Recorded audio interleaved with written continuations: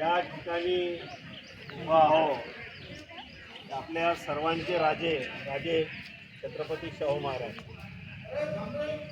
1874 साली त्यांचा जन्म झाला आणि 1922 साली ते आपल्यातून निघून गेले. 6 मे 1922.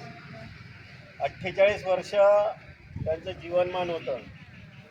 त्यांचं मूळ नाव हे यशवंत होतं. घाडगे घराण्यामध्ये त्यांचा जन्म झाला आणि चौथे छत्रपती शिवाजी महाराज यांच्या मृत्यूनंतर त्यांच्या पत्नीनं त्यांना दत्तक घेतलं आणि दत्तक समय त्यांचं नाव शाहू असं ठेवलं. त्यामुळे त्यांना शाहू महाराज असं म्हणतात. भारताच्या इतिहासामध्ये हजारो राजे झाले, हजारो. परंतु तुमच्या आणि माझ्या लक्षात असणारे 2 राजे आहेत. एक आहे राजे छत्रपती शिवाजी महाराज, दुसरे राजे आहे शाहू महाराज. पण यांच्याही आधी किमान 1200 वर्षापूर्वी किंवा 1500 वर्षापूर्वी एक राजा होऊन गेला. त्याचं नाव आहे सम्राट अशोक. त्यांना समतेची नीव रोवली आणि खऱ्या अर्थानं या राज्यामध्ये, देशामध्ये आणि जगामध्ये मानवतावाद काय आहे हे दर्शवून दिलं.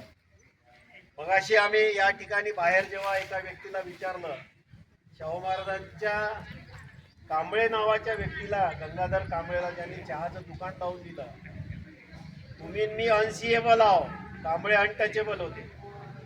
या सगळ्या प्रक्रियेमध्ये शाहू महाराजांनी प्रत्येक जातीसाठी वसतिगृह काढले. प्रत्येक जातीच्या विद्यार्थ्यांना शिक्षण देण्यासाठी वसतिगृहाची सोय केली.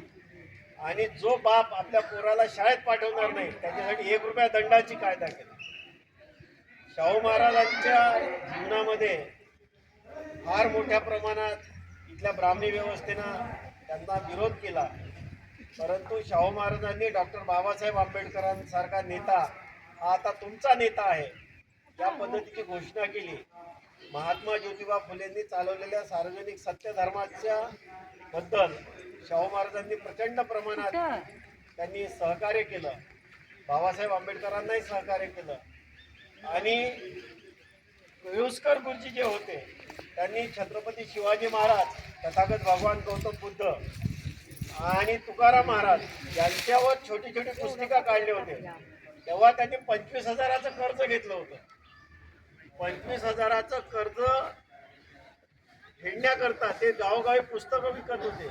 आणि त्यांच्यासोबत पुस्तकं विकणारा एक जगातला सर्वात महान नेता, महान तत्वचिंतक, ज्यांना सिम्बल ऑफ नॉलेज म्हणून गणलं जातं, असं व्यक्ती त्यांच्यासोबत होतं. त्यांचं नाव आहे डॉक्टर बाबासाहेब आंबेडकर. अशा या महामानवाला ज्यांनी मदत केली, अशा महामानवाच्या घरी आपण आलेलो आहोत. आपलं जीवन सार्थकी होईल अशा पद्धतीचं काम राजर्षी छत्रपती शाहू महाराजांचं आहे. त्यांच्या आईचं नाव राधा होतं म्हणून त्यांनी राधानगरी धरण बांधलं. आणि आज हे राधानगरी धरणामध्ये जर पाणी जास्त झालं तर आपोआप पाणी वाहण्याची सोय आहे. कोल्हापुरी बंधारा जो आहे पूर्ण महाराष्ट्रामध्ये, जगामध्ये शाहू महाराजांनी पाण्याचं सिंचन कसं करावं या पद्धतीची नीव आखलेली आहे. एक समतेचा, न्यायाचा राजा म्हणून शाहू महाराज यांच्याकडे जग पाहतं. आपण त्यांच्या याला भेट दिली. आयोजकांना मी मनापासून आभार मानतो की अशा क्रांतिकारी स्थळी आम्हा सर्वांना तुम्ही आणलं. राजर्षी छत्रपती शाहू महाराज की जय. त्यांना विनम्र थांबा सगळ्यांना 1 मिनिट थांबा.